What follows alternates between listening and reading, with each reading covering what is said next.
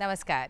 आज जो हमारे विशेष मेहमान हैं उनके बारे में अगर मैं कहूं तो आपको टेक्सटाइल की बड़ी समझ है और साथ ही अपने कार्यावधि के दौरान आपने हस्तकरघा और खादी के साथ साथ हस्तशिल्प से जुड़े जो उद्योग हैं उनकी जो सरकारी योजनाएं हैं उन्हें जनता तक पहुंचाने में अपनी भूमिका निभाई और साथ ही इन क्षेत्रों में जितने भी उद्योग हैं उन्हें विस्तार देने में भी अपनी भूमिका निभाई। सबसे अच्छी बात कि आपने बीटेक किया है टेक्सटाइल में, तत्पश्चात 1996 में बिहार उद्योग सेवा को ज्वाइन किया, विभिन्न पदों पर काम किया और साथ ही 2022 में आप रिटायर्ड हुए डिप्टी डायरेक्टर इंडस्ट्रीज़ बिहार के पद से। आज हमारे साथ हैं, तो आइए स्वागत करिए हमारे आज के विशेष मेहमान श्री शत्रुघ्न प्रसाद सिन्हा जी का।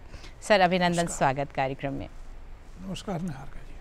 सबसे पहले तो सर दुर्गा पूजा की बहुत सारी शुभकामनाएं आज के इस पावन दिन में। नवरात्र का जी, अगर मैं बात करूँ अभी अपने दर्शकों को दिखाया खादी का जो ये दौर रहा है और खादी जैसे जैसे अंतर्राष्ट्रीय स्तर पर अपनी पहचान बना रही है, तो जो विकास हुआ है उसमें सरकारी योजनाओं का भी बहुत बड़ा योगदान रहा है मैं कहूँगी। और आज चूँकि आप हमारे साथ हैं और आपने इस क्षेत्र में बहुत काम भी किया है, मैं चाहूँगी हमारे दर्शकों के लिए ज़रूर बताएं कि अगर खादी ग्राम उद्योग से जुड़ा हुआ कोई भी इंसान है या काम कर रहा है तो उसे किस तरह की योजनाओं का फ़ायदा मिल सकता है। यहीं से शुरुआत कार्यक्रम की। खादी ग्राम उद्योग बिहार राज्य में 1917 के पहले से ही प्रारंभ हुआ था जी। और उस समय देश आज़ाद भी नहीं था, तो खादी के लिए एक तरह से आंदोलन हमारे परम जो आदरणीय महात्मा गांधी थे उन्होंने ही प्रारंभ किया। इसको एक वस्त्र ही नहीं मानकर एक विचारधारा भी माना कि खादी एक विचारधारा भी है। और इस तरह से केंद्र सरकार में KVIC एक संस्था है, खादी ग्राम उद्योग आयोग, उसकी बिहार में भी एक कार्यालय है जो कि शेखपुरा वेटनरी कॉलेज के पास अवस्थित है। और अपने गांधी मैदान के पूर्वी छोर पर भी खादी ग्राम उद्योग भवन है जिसमें खादी मॉल के नाम से आजकल जाना जा रहा है। वहाँ पर CEO बैठते हैं और KVIC में डायरेक्टर बैठते हैं। तो इस तरह से दोनों भारत सरकार एवं राज्य सरकार मिलकर इस खादी को प्रोत्साहित करने के लिए काफ़ी योजनाएं जनता के बीच में दिए हैं। इसमें 2 कैटेगरी का लोग बुनकर का हैं। एक बुनाई का कार्य करते हैं जी, वो भी बुनकर परिवार के हैं जिसको कि एक कतीन कहा जाता है। तो खादी एक्चुअली जो है वो चरखा पर उसका सूता तैयार होता है एवं बुनाई हैंडलूम पर इसका किया जाता है। तो इसमें 2 तरह की बातें हो गई, एक बुनाई का और एक सूत उत्पादन का। तो दोनों क्षेत्रों में हमारे भारत सरकार की संस्था भी और राज्य सरकार की संस्थाएं काफ़ी हद तक मदद कर रही है जी। आज से पहले भी, और ये मदद हम समझते हैं 2005 से ही प्रारंभ है, लेकिन 2010-11 के बाद से सरकार ने इस पर बहुत ज़्यादा जोर दिया और धीरे धीरे जो सूत काटने की मशीन है वो सभी कतीन बुनकरों को फ्री में सप्लाई किया, जिसमें कि भागलपुर का क्षेत्र हो गया, वैशाली का क्षेत्र हो गया, उधर मधुबनी के क्षेत्र में हो गया। तो ये महिलाओं को रॉ मटेरियल के रूप में सूता भी उपलब्ध, रॉ मटेरियल के रूप में कॉटन उपलब्ध कराते हैं जी जी। और उससे वो सूत तैयार करते हैं।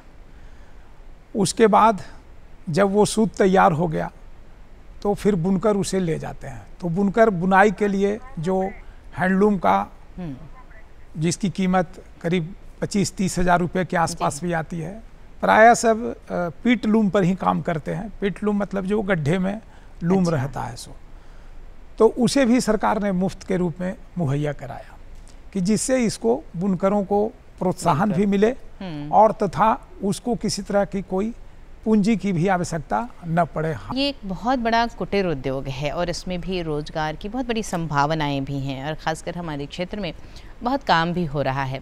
चूँकि आज आप हमारे साथ हैं, मैं चाहूँगी कि हमारे दर्शकों के लिए हस्तकरघा उद्योग के विस्तार के लिए जो सरकार योजनाएं लेकर आ रही है और किस तरीके से जो हमारे इससे जुड़े हुए लोग हैं वो फ़ायदा उठा सकते हैं, उनके बारे में ज़रूर बताएं। पुनः नमस्कार। आज के समय में हस्तकरघा उद्योग को प्रोत्साहित करने के लिए सरकार की विभिन्न योजनाएं चलाई जा रही है। इस योजना के अंतर्गत भी भारत सरकार एवं राज्य सरकार दोनों की ओर से योजनाएं हर तरह की संभव जो बुनकरों को मदद की आवश्यकता है वो की जा रही है। अब सर्वप्रथम चूँकि बुनकर गरीब समुदाय से आते हैं तो उन लोगों को कार्यशील पूंजी के रूप में भी सरकार उपलब्ध करा रही है। पिछले वर्षों तक जी 10,000 रुपया प्रति बुनकर दिया गया था। अच्छा। और इस वर्ष से कैबिनेट से पास भी हो गया है, 15,000 रुपया प्रति बुनकर को दिया जाएगा। इसकी भी प्रक्रिया चल रही है। तो कार्यशील पूंजी एक गरीब बुनकरों के लिए एक सहारा का चीज़ हो जाता है, तो उसमें वो लोग रॉ मटेरियल के रूप में अर्थात कच्चे माल के रूप में सूता का क्रय करते हैं और एक यार्न सप्लाई स्कीम करके है जो भारत सरकार की है, उसे उस सस्ते दर पर ले भी सकते हैं। उनको एक पासबुक निर्गत किया जाता है तथा वो सूता का वहाँ से मुहैया उनको हो सकता है। उसमें फ़ायदा ये है कि जो मिल पर उसका दाम है उसी दाम से आपको घर पहुंचा दिया जाएगा, मतलब ट्रांसपोर्टेशन कॉस्ट में भी आपको छूट है और प्लस जो उसका कॉस्ट है उसमें भी 15% की आपको सब्सिडी मिलेगी।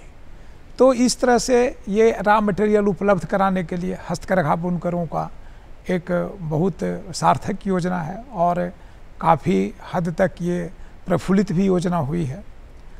अब दूसरी ओर बातें कर लें कि उन लोगों को कपड़ा बुनने के लिए मशीन की आवश्यकता है और कुछ उपकरण छोटी छोटी चीज़ें चाहिए, तो वो भी सरकार मुहैया करा रही है।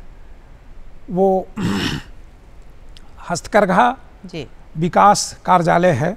अच्छा। जहाँ पर डेवलपमेंट कमिश्नर बैठते हैं भारत सरकार के, उनके द्वारा काफ़ी योजनाएं राज्य में दिया गया है जो कि क्लस्टर के रूप में जहाँ भी कार्यरत हैं, जहाँ पर 500 बुनकर भी है या 100 बुनकर भी है या 30 बुनकर का भी पॉकेट है जिसमें कि SC ST समुदाय के रहें, उसके लिए भी बेनिफिट दिया जा रहा है। बेनिफिट उसमें ये है कि उसको हैंडलूम या उससे संबंधित जो एसेसरीज हैं वो उसको मुफ्त में उपलब्ध कराया जाता है। अब इसके लिए क्या है कि डायरेक्टर हैंडलूम जी जो बिहार सरकार का है वो सर्वे कर यहाँ से एक रिकमेंडेशन डायरेक्टर हैंडलूम और भारत सरकार की एक संस्था बुनकर सेवा केंद्र भागलपुर में अवस्थित है, दोनों ज्वाइंट वेरिफिकेशन कर उन लोगों का नाम वहाँ भेजते हैं और उसी के अनुसार से वहाँ से राशि फिर चली आती है राज्य सरकार को और उन लोगों को हम लोग सोलर लाइट के रूप में भी देते हैं। कहीं कहीं बिजली की देहातों में नहीं उपलब्धता है या लाइन वगैरह बीच में कट गया, तो उस स्थिति में उन लोगों का सोलर लाइट से भी लोग काम करते हैं, वो भी फ्री में दिया जा रहा है। उसके बाद कार्यशील पूंजी राज्य सरकार दी ही रही है। जी, आपने बहुत चीज़ें बताई। मैं आप इसके एक और पहलू पर आपसे जानना चाहूँगी। जैसे आपने कहा कि कार्यशील पूंजी के लिए भी सरकार प्रयास कर रही है, दे रही है। इसके अलावा आपने कहा यार्न उपलब्ध कराया जा रहा है सस्ते दर पर, कहीं कहीं फ्री में भी सरकार जो मशीन है या जो यंत्र हैं वो दे रही है। जब कपड़ा बन जाता है उसके पश्चात बड़ी समस्या आती है, वो है मार्केटिंग की, कहाँ बेचा जाए। बुनकरों ने उत्पादन कर लिया तो उन्हें ग्राहकों से कनेक्ट करना भी उतना ही अहम हो जाता है, और सरकार इस पर भी काम कर रही है। मैं चाहूँगी आज कार्यक्रम में उसके बारे में भी जानकारी दें, क्योंकि हम बहुत मेला लगना, एक्सपो जाना ये देखते रहते हैं आम अपने दिनों में। तो जो बुनकर हैं उन्हें जानना बेहद ज़रूरी है कि वो कैसे और सरकार से जुड़ें और किस तरह से अपना जो प्रोडक्ट है उसे मार्केट में लेकर आएँ। क्या बताना चाहेंगे? मार्केटिंग का जहाँ तक बुनकरों के लिए समस्या की बात है तो बहुत हद तक सरकार इसे समाधान कर चुकी है जी। इस मामले में भी कर चुकी है कि बहुत जगह बुनकर हाट भी बनवाया जा रहा है। जैसे कि अभी बोधगया में एक हाट बना है, फिर मधुबनी में हाट बनाने की परियोजना है, भागलपुर में भी हाट बन रही है। तो हाट के माध्यम से वो बुनकरों को ही अलाउड किया जाएगा जिसमें कि आप वहाँ पर परमानेंट मार्केटिंग कर सकते हैं। वैसे भी जहाँ जहाँ पर हम लोग कमिश्नरी लेवल पर बिहार के अंतर्गत में इसमें मेला लगाया करते हैं, वो कपड़े का मेले में बुनकरों को ही स्टॉल दिया जाता है। तो कभी 60 स्टॉल रहता है, कभी 100 स्टॉल भी। गांधी मैदान में तो प्रायः इस तरह का मेला लगाया जाता है जिससे कि उन बुनकरों को विपणन की समस्या का भी समाधान हो जाता है। काफ़ी बुनकर लोग उसमें भाग लेते हैं और अन्य विभाग भी जैसे कि सरस मेला ग्रामीण विकास मंत्रालय के द्वारा लगाया जाता है या और भी, लेकिन उसमें कपड़ा तो निश्चित रूप से रहता है किसी भी तरह का मेला में। अभी अशोका हॉल में भी, गांधी सभागार में भी मेला लगा था, उसमें भी कपड़े का आया। तो बुनकरों को इस तरह से विपणन की सहायता के लिए भी सरकारी योजनाएं काफ़ी है और आने जाने का उसमें किराया के रूप में भी भुगतान करती है। स्टॉल का किसी तरह का उनसे चार्ज भी नहीं लिया जाता है। तो इस तरह का जो योजनाएं हैं वो बुनकरों के लिए काफ़ी विपणन में सहायता के लिए बहुत हद तक एक अच्छा मार्ग है। जी जी। अब ऐसे में सवाल उत्पन्न होता है ट्रेनिंग का, जो नई तकनीक है उसे भी सिखाना बहुत अहम हो जाता है, और यहाँ सरकार किस तरीके से काम कर रही है आपसे जानना चाहूँगी। नमस्कार। जहाँ तक बुनकरों के प्रशिक्षण देने की बात है एवं उनके परिवार के लोग जो इससे जुड़े हुए हैं उनको प्रशिक्षित करना है, क्योंकि इसमें कुछ यंग जनरेशन को भी आना चाहिए। पुराने जो हमारे बुनकर हैं वो काफ़ी स्किल्ड पहले से भी हैं, लेकिन चूँकि फैशन धीरे धीरे चेंज कर रहा है और नया डिमांड भी आ रहा है। बिल्कुल। और बुनाई का जो जितना भी कॉम्प्लिकेटेड डिजाइन होता है वो पावर लूम पर नहीं हो सकता है, जब भी होगा तो हैंडलूम पर ही होगा। और उसमें भी सॉफ्टिकेटेड जो यार्न रहता है, जैसे कि सिल्क यार्न है, बहुत सॉफ्टिकेटेड है, उसमें भी 3-4 तरह की धागे होती है, जिसको तसर कहते हैं, किसी को मलबरी कहते हैं, किसी को मुगा सिल्क कहते हैं, किसी को एरी सिल्क कहते हैं। ये सब काफ़ी मतलब कि नाजुक यार्न होता है। इसकी बुनाई हम लोग पावर लूम पर नहीं कर सकते हैं और इसमें डिजाइन भी बहुत तरह का है। तो बुनाई से जो डिजाइन है, एक तो रंगाई का डिजाइन हो गया, तो रंगाई का क्षेत्र अलग है, उसके लिए भी प्रशिक्षण दिया जाता है। लेकिन जो बुनाई से हम लोग जिसको कि हैंडलूम पर करेंगे तो उसके लिए एक जैकार्ड और डोवी, ये 2 चीज़ होती है जिससे कि हम लोग डिजाइन फैब्रिक पर ला सकते हैं। हाँ।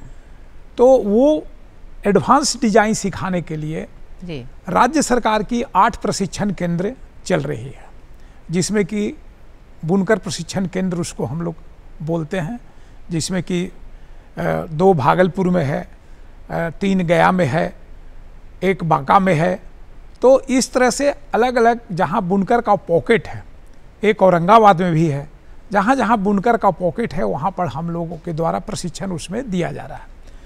रही बात कि थोड़ा एडवांस और डिजाइन ये देने के लिए। तो जी बिल्कुल, जो अभी हम लोग क्लस्टर का चयन कर करके भारत सरकार को वहाँ पर उन लोगों को, बुनकरों को आच्छादित करने के लिए, क्योंकि उन लोगों के द्वारा डिमांड भी गया है कि हमको डिज़ाइन अच्छा बना करके मार्केट में देना है जिससे कि इसकी वैल्यू एडिशन हो कपड़े का। तो इसके लिए हम लोगों ने प्रशिक्षण कार्यक्रम, बुनकर सेवा केंद्र जो बरारी भागलपुर में व्यवस्थित है, वहाँ पर काफ़ी प्रशिक्षित लोग हैं, वो लोग उसको प्रशिक्षण जी जी दे रहे हैं। अभी 30-30 करके बैच वहाँ जा रहा है और निःशुल्क प्रशिक्षण दे रहे हैं। इसलिए प्रशिक्षण की भी यहाँ पर काफ़ी व्यवस्था राज्य सरकार एवं भारत सरकार के द्वारा किया गया है। और जो भी इच्छुक बुनकर रहते हैं, जिनको कि लगता है कि हमें डिजाइन में आपने मार्केटिंग को हमें डेवलप करना है, नए तरह का डिजाइन देना है, वो वहाँ पर जा करके सीख सकते हैं। जी सर, अगर आज के परिवेश में जब हम इन ख़ास चीज़ों का जिक्र करते हैं, हस्तकरघा, खादी ग्रामोद्योग, इसके साथ ही हस्तशिल्प का, तो ये जो कारीगर हैं, ये जो बुनकर हैं, सरकार उनके लिए बहुत सारी योजनाएं लेकर आ रही हैं और धीरे धीरे इनका विकास करने की भी बहुत ज़रूरत है ताकि हमारे गांव आत्मनिर्भर हो सकें और साथ ही हम अपने यहाँ जो रोज़गार है उसे ज़्यादा से ज़्यादा बढ़ा सकें। आज कार्यक्रम में हमारे दर्शकों के लिए क्या संदेश देना चाहेंगे, ख़ासकर जो इस व्यवसाय से जुड़े हैं उनके लिए? इस व्यवसाय में अधिकांशतः महिलाएं का ही योगदान है। तो जो हैंडीक्राफ्ट में महिलाएं जुड़ी हुई हैं, जो कि गुड़िया का काम कर रही हैं, टिकली का काम कर रही हैं, मधुबनी पेंटिंग का काम कर रहे हैं, पेपर मेशी का काम कर रहे हैं, तो उनके लिए मार्केटिंग की कोई आवश्यकता उतनी नहीं है। उन लोगों का माल बनाया और बिक गया, इतनी डिमांड है। विदेशों तक में भी उन लोगों का गुड़िया जा रहा है। उपेंद्र महारथी संस्थान है जहाँ पर कि महिलाएं ही प्रशिक्षण लेती हैं जी। तो उन लोग यदि 10 के ग्रुप में आती हैं तो एक स्वयं सहायता समूह बना करके भी उन लोग कार्यक्रम कर रही है। इंडिविजुअल रूप में भी यदि काम करती है तो मुख्यमंत्री उद्यमी विकास योजना कर चला हुआ है, जिसमें महिलाओं को खास करके किसी तरह का बिना इंटरेस्ट लिए हुए 10 लाख रुपया दिया जाता है। उसमें से 5 लाख रुपया सब्सिडी के रूप में है, बिल्कुल माफ़ कर दिया जाता है। 5 लाख उसको 7 वर्षों में रिटर्न करना है, 5-5 हज़ार रुपया पर मंथ कर करके। तो ये बहुत आसान है उन लोगों के लिए, स्वावलंबी बनने के लिए भी महिलाओं के लिए, और खुद ब खुद स्वरोजगार उससे उत्पन्न हो जाएगा। बहुत बहुत धन्यवाद सर, आज वक्त निकाल कर हमारे साथ बातचीत करने के लिए। आभार आपका। नमस्कार।